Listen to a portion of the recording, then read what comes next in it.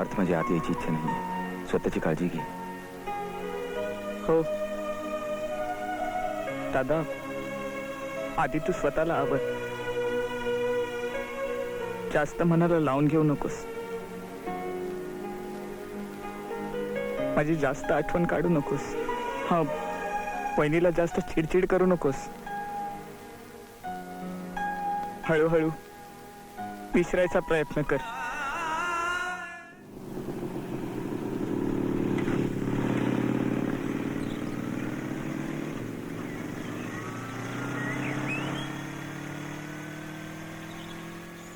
साहब, 2 दिन से कुछ भी नहीं खाया, बहुत भूख लगी है, पैसा दो ना.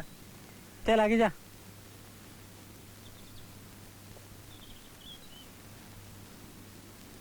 थांब.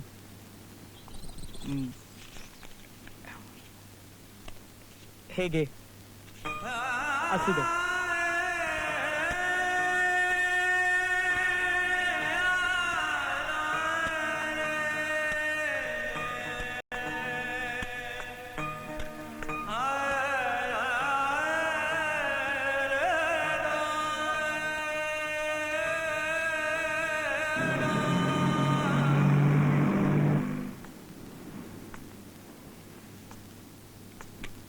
सर, मी आत येऊ शकतो? तू उशीर आलायस. तुला आत घेऊन मी शाळेचे नियम नाही मोडू शकत. तू जाऊ शकतोस.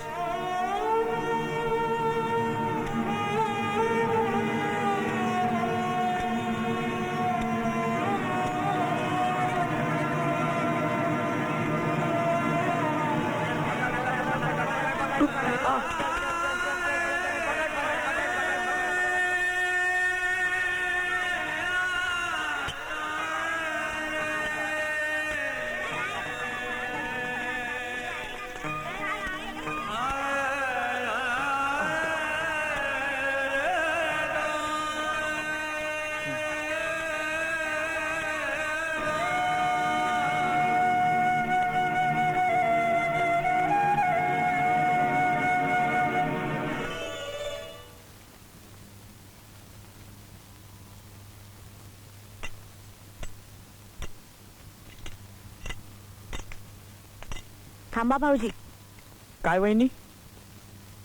मला तुमच्याशी काहीतरी बोलायचंय, पण आधी वचन द्या. तुम्ही कोणाला सांगणार नाही म्हणून. अच्छा, नाही सांगणार कोणाला. वचन देतो. तुम्हाला असं नाही वाटत या घरात एक बाळ असावं? पण तू असं का बोलतेस? तुमचे भाऊ म्हणाले, जोपर्यंत पार्थचं करिअर घडत नाही तोपर्यंत हे शक्य नाही. तुम्ही स्वतःहून अनाथ आश्रमात निघून गेलात तर उपकार होतील माझ्यावर.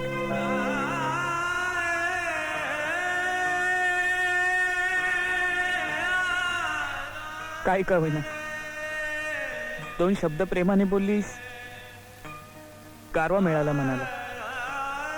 खरं म्हणजे आज तू माझ्यावर उपकार केलेस, पण मला सुद्धा या घरात राहण्याचा खूप कंटाळा आलाय.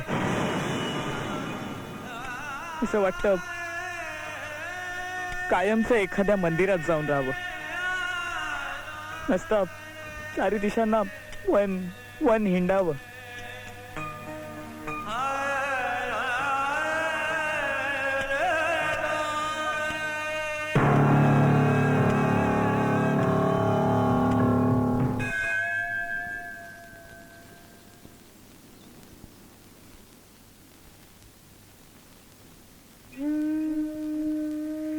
हे परमेश्वर, तू मला पाय दिले नाही म्हणून मी तुझ्यावर कधीच रागवलं नाही. पण जसा पायाने अपंग आहे तसं मनही अपंग दिलं असतं तर किती बरं झालं असतं. सुख, दुःख, इच्छा, आशा, अपेक्षा कधी उभारल्याच नसत्या. भरभरून या विश्वाचा आनंद घ्यावा असं कधी वाटलंच नसतं. मग जर या सगळ्या गोष्टींपासून मला तुला वंचितच ठेवायचं होतं तर मला जन्माला तरी का घातलंस?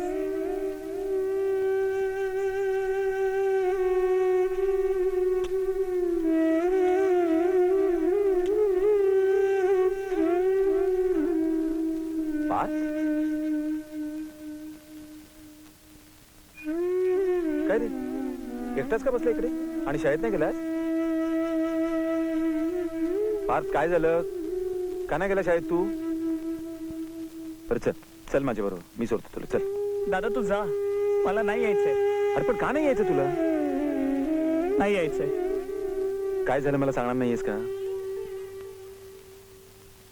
तू नक्की येणार नाहीयेस? ठीक आहे, मी इथे बसून जातो दिवसभर तुझ्या बरोबर, कळलं? पण एक शब्द माझ्याशी बोलू नकोस हा, पहिलेच सांगून ठेवतो. अरे मला इथे राहायचं नाहीये. वीट आलाय मला रोजच्या कटकटीचा. ठीक आहे, तू सांग मी काय करू? तुला हवं ते करेन मी, बस. माझ्यावर एक उपकार कर, मला एखाद्या आश्रमात ठेव. वाटेल ते बोलू नकोस, योग्य तेच बोल. योग्य तेच बोलतोय दादा. हे बघ, मी आश्रमात गेलो तर सगळं सुरळीत होईल. अरे काय सुरळीत होईल? तू गेल्यानंतर माझं काय होईल याचा विचार केलायस का तू? काहीतरी बडबडतो. पार तुझ्या दुराव्याचं दुःख झेलण्याची ताकद आहे का माझ्यात? पण तू तुझं दुःख माझ्या खांद्यावर का लादतोयस? हे बघ, जोवर मी त्या घरात आहे तोवर कोणाला सुख लाभणार नाही. प्लीज दादा, माझी त्या घरातून सुटका कर. सुटका? होय, सुटका. अरे खून केल्यावर कारावासाची शिक्षा मिळते, ती कोठडी परवडली. पण मी न केलेल्या गुन्ह्याची शिक्षा मला इथे भोगायला लागते. पार तू माझ्या जागी असतास तर काय केलं असतंस? तुझ्या प्रश्नाचं उत्तर देण्याइतका मी मोठा नाहीये. तू मला आश्रमात ठेव, बस. पार्थ राजा समजून घे, मी तुझ्याशिवाय नाही राहू शकत. अरे घाबरट आहेस तू. एकटेपणाचं दुःख तुझ्याकडून पेलणार नाही म्हणून तू मला याचा ढकलतोयस. पण एक गोष्ट लक्षात ठेव, जर तू मला आश्रमात ठेवलं नाहीस तर मी आत्महत्या करीन. तरी सुद्धा माझा निर्णय पक्का आहे.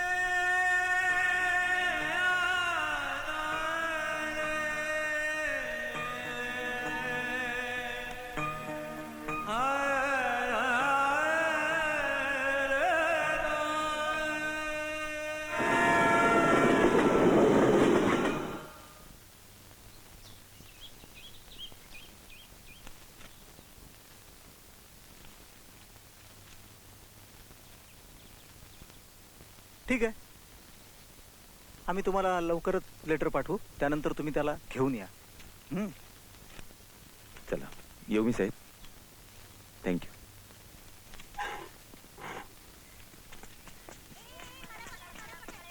अनाथ आश्रमात जाणं म्हणजेच आयुष्यावर काळो कोडवून घेणं. हवं तर मी तुझ्या घरच्यांना समजावू शकतो. नाही सर, हा निर्णय मी स्वतःहून घेतलाय.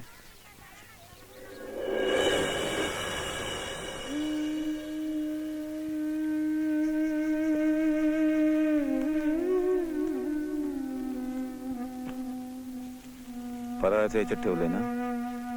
हो, सगळं ठेवलंय.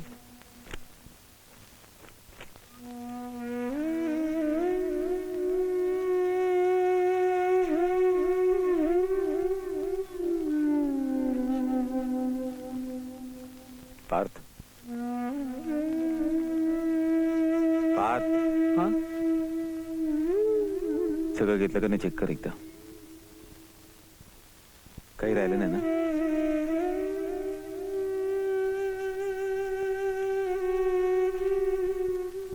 दादा, तुझा आणि वहिनीचा फोटो नाही.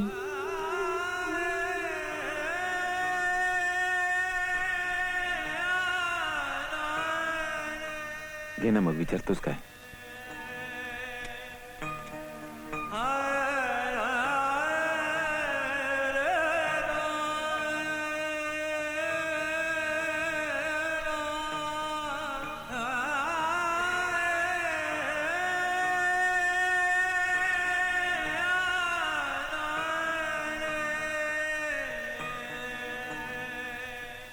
अरे वेड्या, अरे तू रडतोस कशाला? बघ, माझ्या डोळ्यात एकतरी अश्रू आहे का? नाही ना? हे बघ, जाताना असा रडका चेहरा नको. वहिनी, माझ्याकडून काही चुकलं असेल तर माफ कर.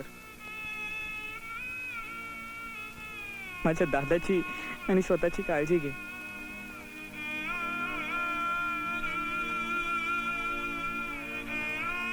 चल. दादा जरा थांबशील? काय झालं? एकदा घर बघावं असं वाटतंय.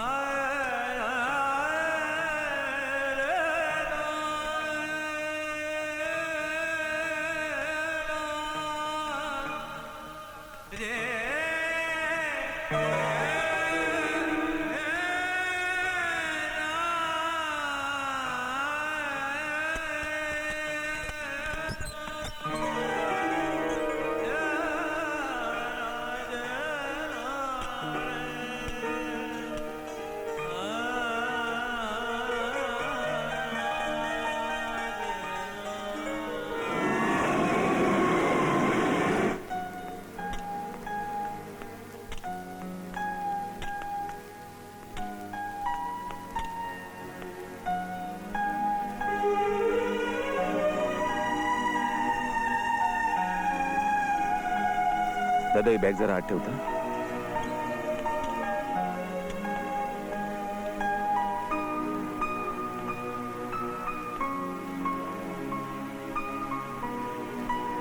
पार्थ माझी आत यायची इच्छा नाही. स्वतःची काळजी घे. हो दादा, आधी तू स्वतःला आवर.